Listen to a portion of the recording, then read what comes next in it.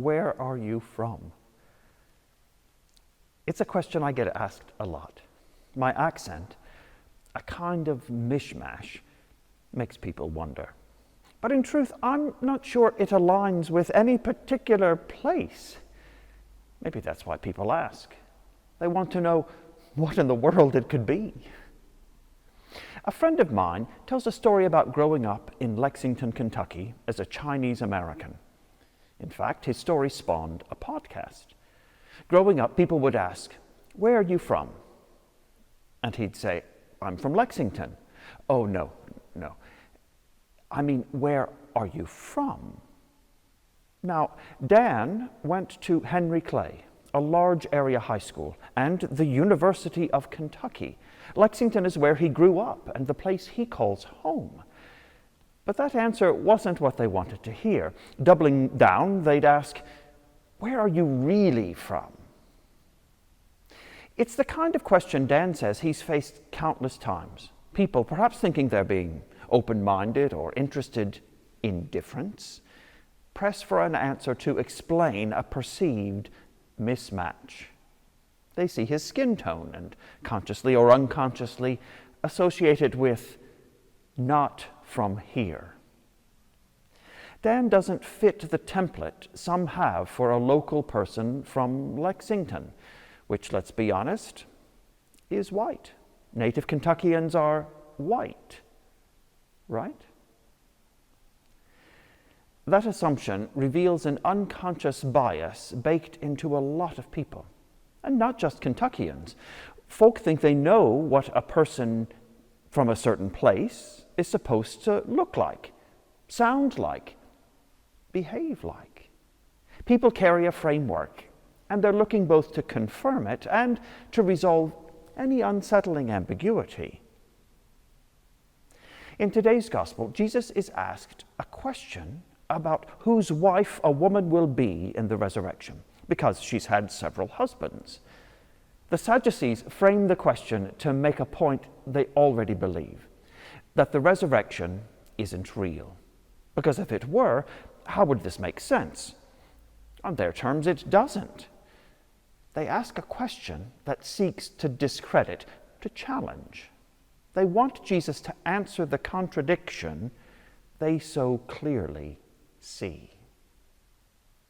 Again and again in the Gospels, Jesus is confronted with questions rooted in assumptions about where he's from, what kind of power he has, and whether he's on someone's side. Why do we want to know that? That's the question Kentucky native Dan says he's learned in more recent years to ask in return. Why do you ask? What's important about that? What would that information help you do? What difference would it make to how you treat me or understand me? What would it change?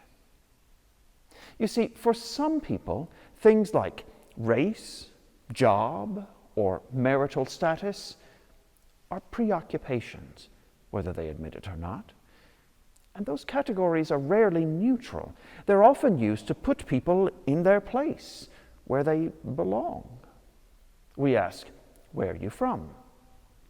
What do you do? Are you married? The questions sound polite, even friendly, and we convince ourselves they are. But they often serve another purpose. They help us decide how seriously to take someone, how to speak to them, a way of deciding who belongs where. These aren't observations. They're assumptions dressed up as facts. And when we use them to classify someone, it isn't about understanding, it's about control. Now, of course, that's not to say that cultural heritage isn't important, or that marriage, race, accent, or names don't have value. But what's really at issue is the impulse to ask, as though that kind of information will settle something important or explain what matters most. And perhaps we might begin to ask ourselves whether the things we're so keen to know, the details we reach for first, are really about understanding others more fully. Or are we, in truth, looking for confirmation? Are we seeking to deepen our view or just justify the assumptions we already carry about who's who and what's what and what makes sense to us? That's worth remembering today, how easily we reach for categories and how costly that habit has been in human history, when the answer to the question of who someone is decides what we do with them or to them. In the end, the question isn't always the problem, but the frame behind it, the motive, the limits of what we're willing to see. That's what Jesus challenges and still does